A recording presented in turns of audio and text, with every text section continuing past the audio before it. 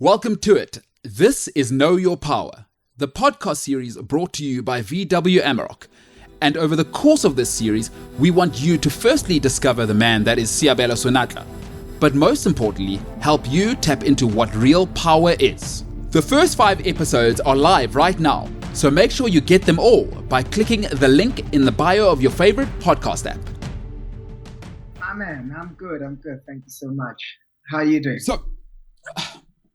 Well, I'm with you. How am I doing?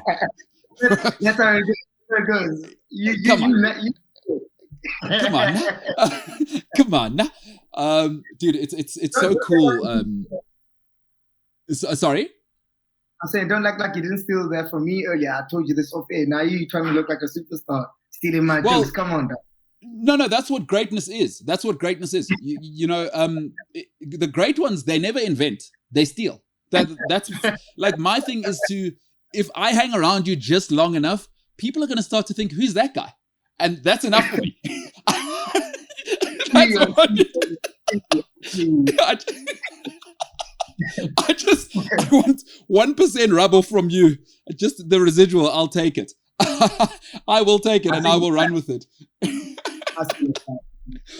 Oh man, Sabs, you know, this conversation is, as we were talking about it behind the scenes with some of the guys, I was thinking, know your power. And I thought, you know, what does that even mean really? Because I'd like to think I'm ambitious and I'm trying to get somewhere in life. And you know, getting to meet you is that it seems like this to me, having met you, is that you're actually starting to enjoy both your on-field success and life more and more the longer you go. It's not like you're getting jaded. You know, sometimes for guys, when they've been in it long enough and now it's just about the sport and it's all there is and they can feel the end of the rugby, in your case, coming, they start to become jaded. And it's almost like because you're opening yourself up, you're enjoying everything now, it almost seems like. It literally is like that. And that's what knowing your power is. I've said this in a couple of our conversations prior that, you know, power has different faces. You know, It's not just about this or that. And I'm talking about, you know, the masculine side of it. It also has a very feminine side to it. And it's all about unlocking all those facets and realizing that actually these things live together. That's why you get people, you know, being in the prime of the sport and actually exiting, just focusing on that and feeling like they're losing themselves because they don't know their real power. The real power is not about being a great sportsman. The real power lies between you unlocking all these fears in your life to make sure that you make up a great human being. That's where the real power is. And, you know, we were talking to Paddy Upton a while ago, right? And he said something about you'll always be a man. You're only going to be a rugby player for so short. And I thought that was quite cool, right? Because as they always say, the simplest thing is usually the truest thing. And that's so true when you think about like, oh yeah, I'm going to be a human being until the very last day of my life, you know, until the very last day of my life. And for you, you know, having gotten to the top, I wanted to know for you, let's just talk about you as a rugby player, right? Where's the loneliest place in the world for you? It's something that I've been thinking of asking you for a while. It's like, I wonder, is the loneliest place the dressing room? Do you feel when you leave the field? I always wonder, when do you feel, or when you were younger, I don't know if you still feel lonely with some of the people that are helping you now, but where's the loneliest place in the world for you? No, you still do feel lonely, you know, even bringing all the help that you're getting right now, or I'm getting the help that I'm getting now, because I have a lot of people in my corner. They make it feel less lonely, but there is still some loneliness. I think, just thinking about it from the back, the most you'll feel lonely is when you have a really bad game. And in the car alone driving back home, then, you know, there's no messages on your phone. The next day, people are bashing you. You see yourself in all these newspaper articles and stuff like that. All the bad things that people are writing, and no one is literally there to kind of like protect you. But when things are turned away in the other side, you know, then you're a champion. Then if you have a good game, then everybody is on your phone. Your phone is beeping. Your phone is literally just getting flat from you. Just getting messages, not even like you. You know what I'm saying? So those are the two different phases of life. And I guess the other part, which a lot of people would actually relate to, is when you're injured. It's all good and well playing, and when you're playing week in and week out, people are seeing you. But when you're injured, seems like the world doesn't know you anymore. You get into a little bubble because it goes down to even a stage where you're not even inclusive of the team because obviously you're doing your rehab. So you come in at different times, the team come in. So you're literally alone. You are alone. You're literally alone. And that might be very, very lonely for a couple of people. See, that's very, very interesting because we see that side of the thing doesn't make papers. So we don't know, like, that's a lonely place for a sportsman. Rehab is lonely. I guess one thing I would have to ask you, right? Because you grew up Kovelkom, and you were, we've been chatting a little bit about that. And what age did you leave Velkom actually? And where did you go from Velkom? Was it straight to Cape Town and the 7 scene or No, actually, I left quite late. I was born and bred in Cape Town. Like when my whole schooling career was kind of like in Velkom. I only left when I finished school. I finished school a year earlier, and I went to because I didn't know what to study. I took a gap year. I was like, okay, I'm still young. I still have time. Took a gap year. I went to an academy that always wanted me. It's called Harmony Sports Academy. I went there for a year. Graduated through that to play for Griffins under 19s, the Currie Cup and the second division, or the first division is called rather. I got myself a scholarship to Bloemfontein to go to CET. So I went to CET in Bloemfontein, and my mom was obviously happy about that because she's like, school and Donna, school. So when that happened, I got to shut her up a little bit. I hope she's not going to hear that. Hey, are you close to your mom? Are you close to your mom? Me too. Yeah, me too. Big time. Big time. I was like, dude, okay, the school thing is gone now. And obviously then rugby was a huge passion for me. Went to CET, did the whole rugby thing CET. So I saw it like a double-edged sword. I can literally hit two birds with one stone type of thing. So I went to CET, started off fourth team, made my way third team, then my second team, then my way in the first team. This was all in the same year, but there's a couple of months that we're talking about here. Yeah. As I went into the first team, my cheaters under 19 coach back then wanted to do was like, yo, dude, don't you want to come play for us? I was not contrary or anything like that. Yeah. I was like, yeah, no, it's so good. I'll come play. It's an opportunity. I went to go in the 19s. I played a couple of games. Got a couple of trials. Then the 21s coach was like, nah, you don't belong at the 19s, dude. Come to the 21s. Went to the 21s. And while I was there, Paul 2 had an eye on me. So he invited me to camp. So I came to camp with the sevens in Stellenbosch, went back, wrote my finals for that year. Man, I went back, man said nothing to me, like literally nothing. I was like, choo, what a cruel man. Not even yo, dude. This guy. Not keeping you, or, anything, bro. At that point, I just wanted any spoken word from the man. Zero communication. As I was writing my finals, I randomly get a call from him. I was like, yo, dude, I want to sign you. Like randomly, like on a random day, or like a Tuesday or something. I'm like, hey, like what do you say? I'm like, I want to sign you. Tomorrow I'm coming to Bloom. I'm going to come fetch you and let you sign. I'm like, wait, sir. I cannot do that. We have to go to Velkom to speak to my parents because, my mom wants me to study. So I can't just make lots of decisions like that. It's like, okay, cool, fine. Tomorrow I'll get to Bloom. I'll come pick you up and we'll go to Velkom. I'm like, hey, man, this man. Okay, I thought he's joking, right? Tomorrow morning comes, then 8 o'clock. He's here. Where are you, bro? Let's go to Velkom. I thought I was dreaming, dude, because it literally happened. You see, all I'm saying happened in a year. In literally a year. So this was third team in university to Paul Trieu, jumping on a flight to come and fetch you. From fourth team at CET. And they were still playing shit that time, so it is not CET that plays in. So it's not. But can I ask you a question? What's Paul Trieu like? He seems intense, dude. He's a very intense dude. I think we're going to have him on the podcast. Yeah. But he's more relaxed, obviously, in the space. But he's a disciplinarian. Like, he's very intense, and which is good, especially for young boys, because, like, he instills a lot of discipline in you and makes you understand what life is. and how life should. So his intensity is, and man, he's like a Navy SEAL type of oak, bro. Like, I knew it. I knew he's that guy. Let's go. We're gonna make you a warrior, bro. Nothing's gonna break you. You're gonna be after this. I know Petty doesn't like this, but you're gonna be mentally tough. Yeah. All right, so you're 19 now. There's this like man who looks like a Navy SEAL going to Welkom. Ralocha Korae, you go home. And how does that go with your mom? Because listen, I've got a black mom. I know how education goes at home. Mate, it is not pretty for the first couple, eh? Like, it was a fight. They had to excuse me even. It's like, we're not far. Let the adults talk, right? It was like that. I know.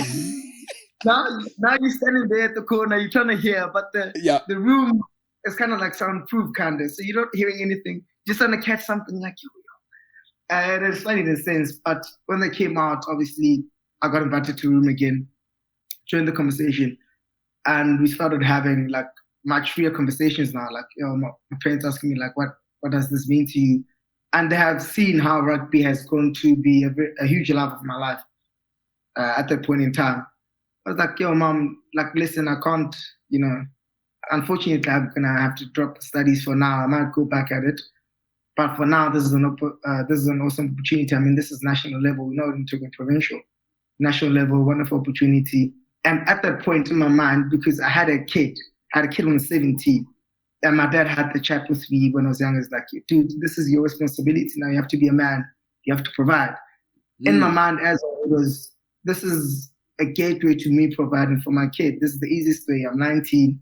I'm going to be getting a nice salary, so I can actually, build a nice platform for my kid so that he's well sorted.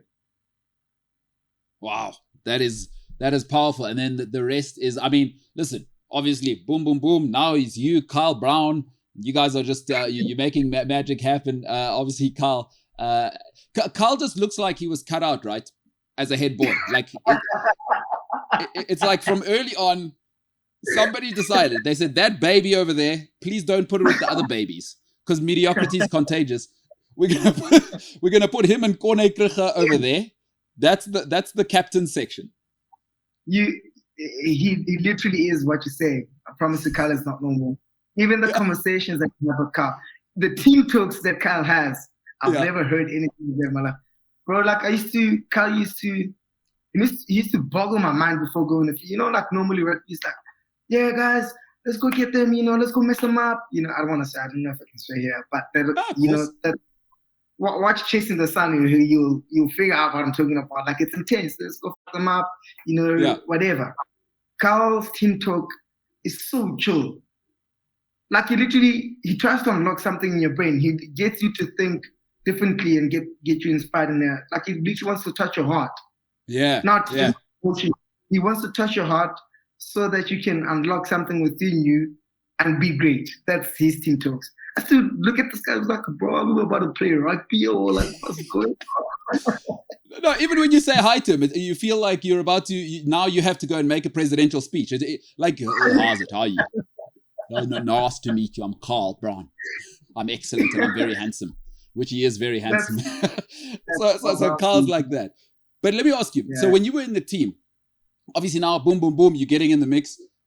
Because something that's important, I think, so I played a little bit of serious football when I was younger. What people don't know, the most important thing in the world, who's in charge of the playlist in the dressing room in your sevens team? Because that is vital. A lot of people don't know that the guy who's allowed in charge of the music in the dressing room, you've got the key to the city. Who was the guy when you guys were doing it? That's a heavy task. That my man. Yeah, hey, you need everyone there, and you feel like we have a very vast group of people. So it was from Benjamin man to Carl Brown to Frankie Hall to Boma Stephen Hunt to myself.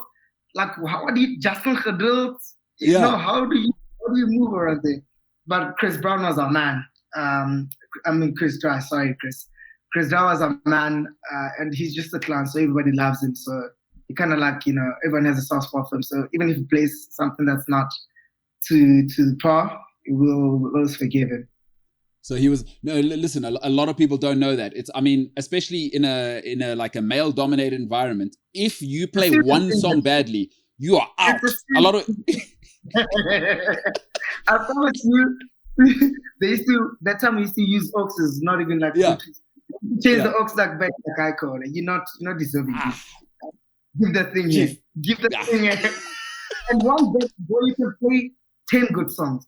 One bad song. That ox is great. Dude, I have to be honest. I was checking out your playlist on and I wanted to quickly talk about it on Spotify. So are we going to be adding some songs there, or is that the complete list now? No, like I'm a very I'm not a surface type people. I'm a very substantial dude, and I like, when I do stuff, I like thinking about it, and I'm very thoughtful, and I like to drive a message, right? There's a reason why that playlist is drafted like that, and there's the reason why those songs are there. Like we might chop and change. I could have gone different directions, I listened to everything, but there's a reason why it's like that. I guess like we'll change it as time goes, according to the mood. But this first one, I wanted it to be a reflection of who I am at the moment. So like you'll see, like a simple example, the first and last song are gospel songs. I always begin everything with prayer. I always end things with prayer. Most of the playlist is African infused. So the deep heritage of my Sotho tribe and who I am, I put a lot on that as well. So that has to show, like my proudness to be Sotho has to show in the playlist.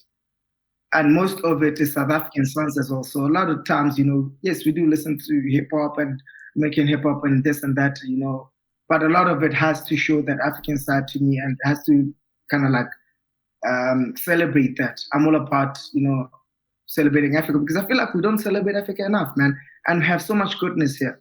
We literally just look past South Africa or Africa as a whole, and we literally think things from outside are more superior, which is not the conversation we should be having. We should be enriching what is ours, because it is quality. You see our things as quality. It is quality. Celebrate and enjoy that, and then we take it to the world. Not always bring the world here. And I think, by creating small things like playlists, that's a little piece of, taking a little bit of Africa to the world. Dude, you know what? I think what we should do is have more of these chats. I wanted to talk about more stuff, but you've given me so much here. We should just have little snippets like this every now and then. If the mood takes you, and whatever you want, we should do this. No, I'm serious. I really love this side. Now before we finish off, you've just brought up something, because a lot of people don't know the difference between Pedi and Mosotho. Like, you are Moshweshwe Sotho, and so Pedi. So I feel this is also a good representation of both, the Sotho and the Pedis. I'd say, some people might say you've gone around the world and stepped around people, so you might be a slightly better representation. But I'd like to think I'm the best representation of Pedi as well. And if we need to fight about that, I will come to Cape Town, and I will get somebody. I will get somebody to fight against you. So just to be clear, is Mapedi Ramagwala. One thing I know is that we are cowards as Pedi people, so I will come to Cape Town, but I will send somebody to fight you if we have to fight. Yeah, I'm not fighting you, just to be clear. No, listen, Pedis and Sothos are all under one umbrella. Yes, the posters are Goonies and stuff like that, Swatis. So we fall under one umbrella, so there's no reason to fight, man. Let's clear this thing. Let's go. All right, because I didn't want to fight you, so thank God. I'm so glad. I'm so glad I'm out of jail. Even give it 2 minutes. You ever had that relief? You know when you get home and you know you're going to get a beating, but then they say your mom's not home, and by the time she gets back, you've already cooked and tidied the kitchen. Yeah. Yeah. Then she comes back relaxed, so like, I won this one. Yeah. Sebs, tell me, what's the headspace right now? What's next? Obviously, you're grinding, and the 7th season isn't quite where it should be. What's your headspace right now? I know you're in sort of preseason, and then you're in peak training, and then you're trying to periodize. What's the move right now as we stand in November? Our season is quite stretched out. It's kind of a weird season this time around. So I'm solely involved with the Stormers right now. So that's where I'm at. I just came back from rehab.